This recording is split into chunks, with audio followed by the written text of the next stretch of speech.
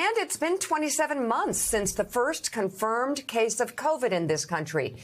Now the U.S. has passed a stunning 1 million deaths from the virus. 1 million people.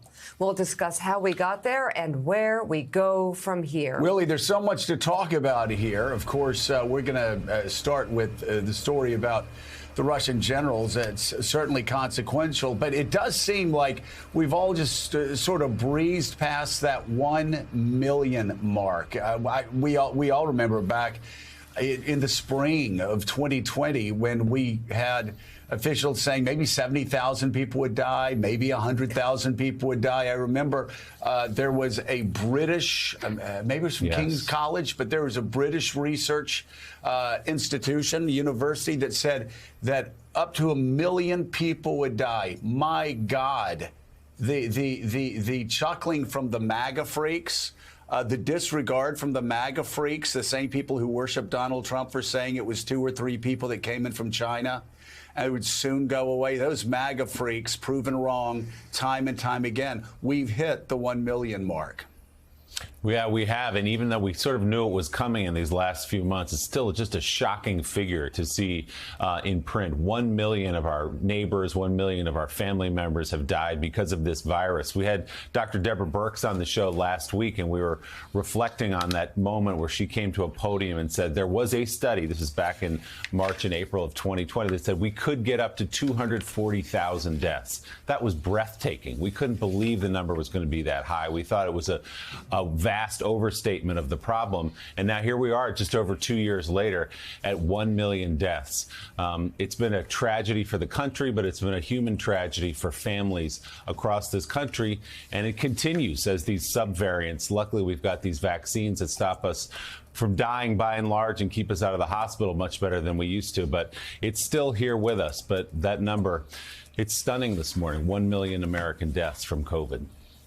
Well, Mika is a very good reminder. Of course, we're in a far different place now than we were 2 years ago. Yeah. And so the impact of COVID, not as bad because of vaccines, because of booster shots, because we built up, as Scott Gottlieb has said, we built up that wall of immunity, which is just great news for so many people, especially our senior friends that are watching the show and other people that are compromised as far as their immunity goes. At the same time, we said it last week, we're going to say it now.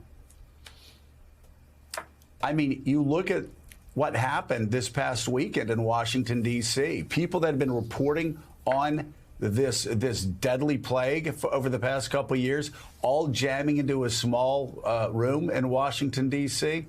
Didn't get it before. We said the president should have gone. I still don't get it. Now, guess what's happened? They've all gotten COVID. So I don't know. They're not making announcements. I think it's weird because some people who have COVID are not like making that announcement for the safety of others who are around them. But we do know that the Secretary of State had a positive test, and ABC's Jonathan Karl released that he had it, but I don't know who else is saying they have it, and this is what I'm worried about. Yeah. If you're going to make a choice like that after covering this story for 3 years, and you know the science, and you know that the media right now is under attack by a certain wing of the Republican Party, you want to be transparent. Yeah, you do. Jonathan Lemire, of course, a lot of people, and we know a lot of people have COVID who aren't announcing it. They just don't want to announce it. I guess they're embarrassed. They went to this event that they shouldn't have gone to.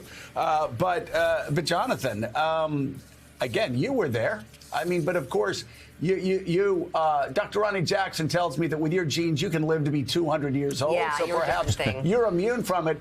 But really, I got to say, I'm the guy that said, let people do what they want to do on airplanes. Let people do what they want to do in airports. Look at this. You know, use common sense. But my God, I'm feeling an itch in the back of my throat just looking at these pictures.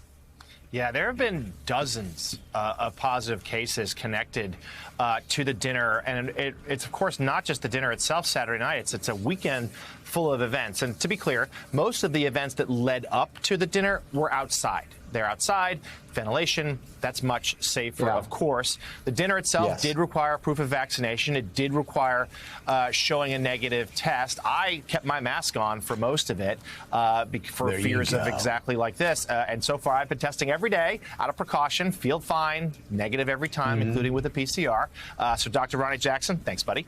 But it is true, though, that right now, this is a moment where not only do you, of course, have several top Biden officials coming down with the coronavirus, but much of the Washington press corps at a time where, let's just say, there's a lot going on in terms of news in Washington, D.C.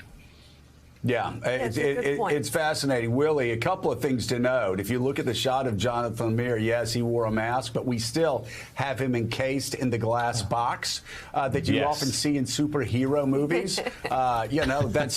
That's obviously where they kept Loki.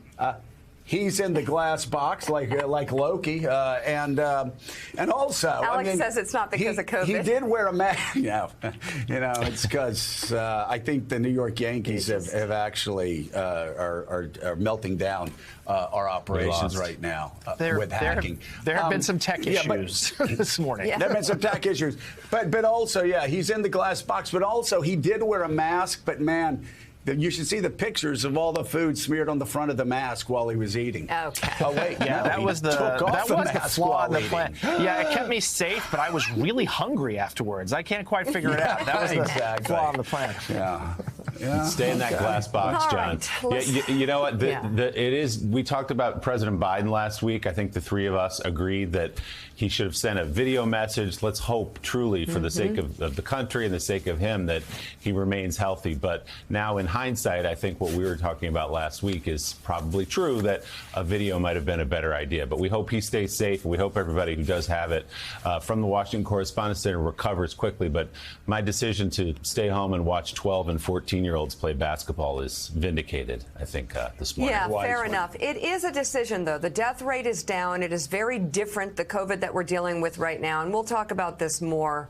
It isn't like going out to a party at the height of the pandemic. Things Right. have changed. Let's get.